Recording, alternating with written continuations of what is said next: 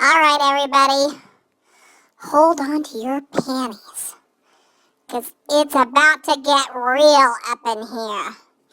It's getting real in here, so take off all your fur. I am getting so real, I gotta take my fur off. Lord, that was awful. On a scale of 1 to putrid, I'd say that was suck.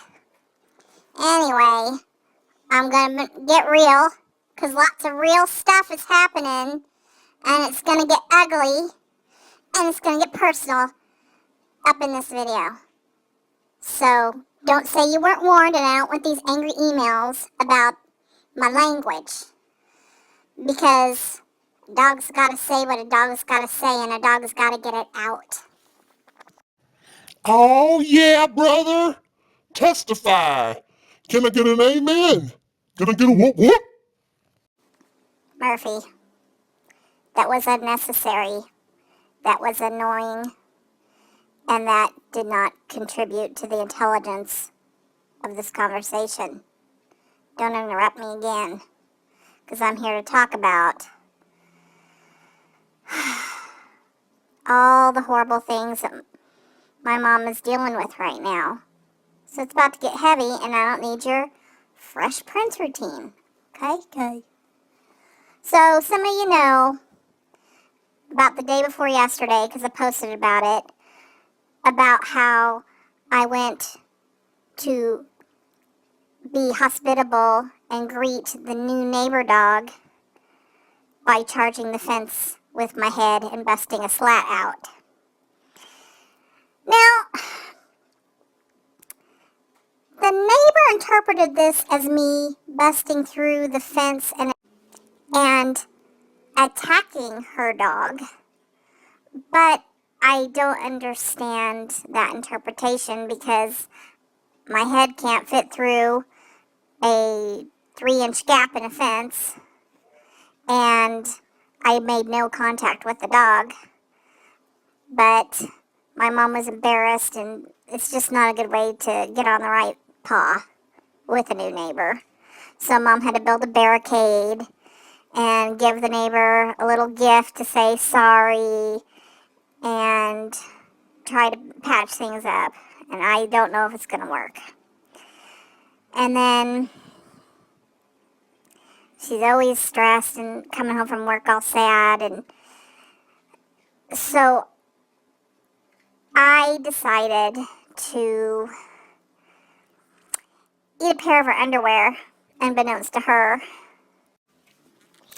I ate a partial piece out of it. But how did Mom find out? I hear you asking. Well, when she picked me up from doggy play tonight, the staff helpfully handed her a bag with her underwear clearly visible in the bag for everyone in the lobby to see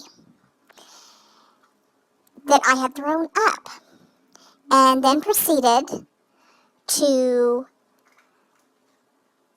give Mom judgmental looks and make remarks about how dangerous it is to let a dog eat clothing. As if my mother comes home every night and sets up an underwear buffet for me, and that's all I'm fed. So she comes home, and what is standing between her and the door into her house through the garage but a giant spider. And the spider was clearly poisonous, with evil intent, and it was very big. So she sprays it with some laundry detergent stain remover, and it scurries away to live again to plot her death for another day. So Mom lets Murphy and I out in the backyard to make peepers.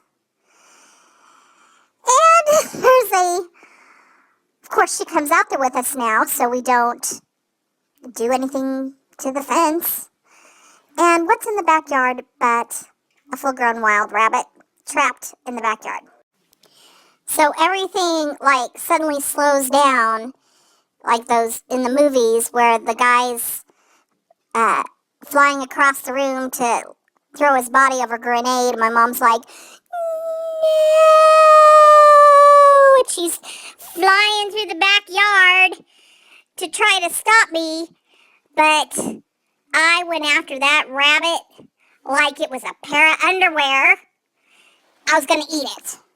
And so Mom starts screaming in terror out loud, and then the kids over in the schoolyard next door start laughing at her, but she couldn't even stop to notice because she's running, trying to get me off the rabbit. The rabbit's panicking and throwing itself against the fences and trying to escape, and then the rabbit turns on her and attacks. It was like that rabbit in Monty Python. Run away, because that rabbit was going ninja on her ass and was throwing itself against her legs, and that terrified her even more, and she started screaming, and those kids started laughing even harder. Oh my gosh. And then somehow everything went black for a minute. I think she panicked, and somehow the rabbit was gone. So she said, okay, this day cannot possibly get any worse. And then she came into the house to find that Murphy had come in and taken a 2-ton poo right next to the front door. So yeah, that's Mom's day, and she doesn't know whether to cry or give herself alcohol poisoning. So maybe she'll do a little bit of both while she spends the rest of her evening worrying about catching tularemia from that taekwondo bunny. And hey, the night's still young. There's a lot more that can still go wrong.